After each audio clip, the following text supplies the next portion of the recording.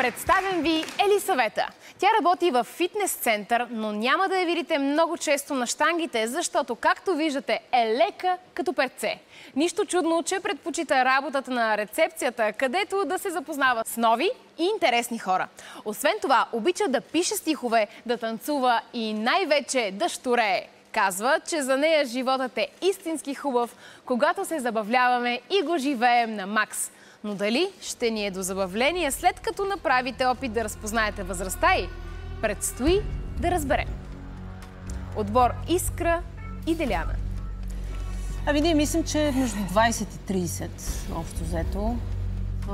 Така или иначе, доста отчаяно разсъждавам в момента, панирана от сумата, която имаме. Гледам да не я гледам, защото това са 2 години и ние сме довиждане.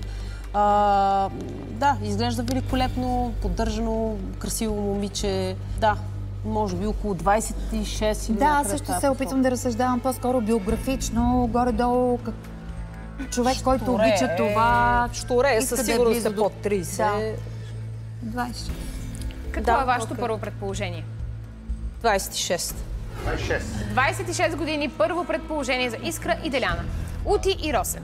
Това човек да щурее, няма никаква възраст. Човек може да е скучен и да не щурее и на 18, а пък може да щурее и на 70. Виждали сме ги тези идеи. И смятаме, че тя е в прекрасната възраст не под 30, но много малко или около 30. Затова ние чисто ориентировачно пишем кръгло 30. 30 години, първоначално ваше предположение. Има един останал последен ключ и то е снимка. Готови ли сте за нея? Давай я. Бъди готова. Давам я. Ето я снимката. Снимка. Елисавета, на колко години сте на тази снимка? На 5. На 5 години. един детайл, който аз, Роска, забелязвам и тя го носи в себе си. Аз в началото мислих, че е някакъв възрастов белег, но тя го има и в тази усмивка. Това са леките турбички под очичките, които ги има и в тази снимка. Добре. Така че едно мое предположение трябва да се промени. А сега ви давам 15 секунди за вашето финално предположение.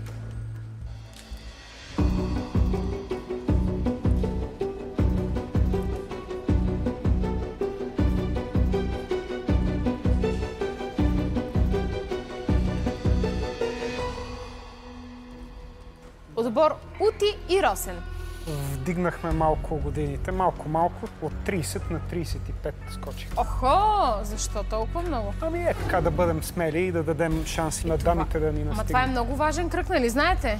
Да, ние смятаме, че това е разковничето в това или да похарчим всичко. All in се казва това. Добре, 35 години ваше финално предположение. Момичета, вие? 34 години. И вие сте нагоре? Да, и ние сме нагоре. Защо? Нагоре сме, мислейки за този смърф и за снимката, Искра засече по едно време, че това е снимка от албумче. От албум, който е по особен начин гравиран. И си казах, че дори да е родителите и да са моя възраст и това просто... Това е в друго време. Ами добре, аз мисля, че всички искаме да разберем на колко години е Елисавета, нали? Да, и ако може към това да каже и в кой фитнес да хода. Ако може преди това само да питам. Значи, щом толкова много искаме да разберем на колко години е Елисавета и в кой фитнес работи, ще трябва да почакате още малко, защото истината идва след едни нищо и никакви 20 лицеви опори или рекламите по BTV.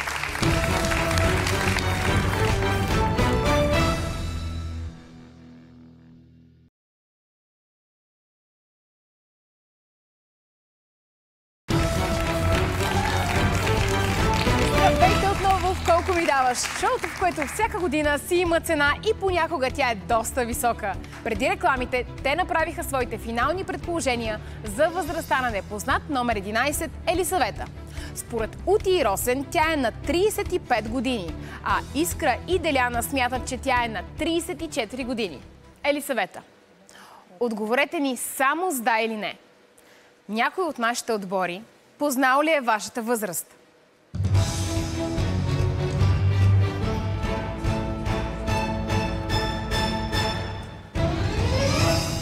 Да. Да?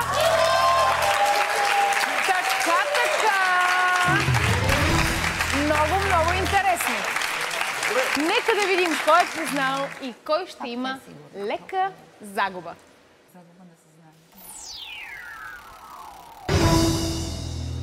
Отбор от и Росен са познали точната възраст. Искра и Деляна, не се притеснявайте, вие имате само една година разлика. Отлично представяне. Не се натъжавайте.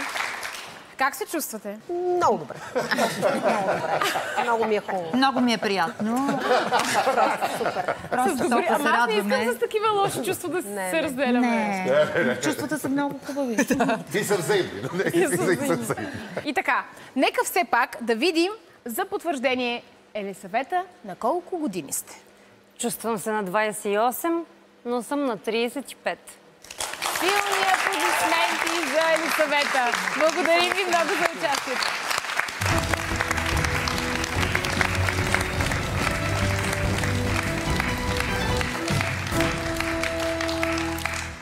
След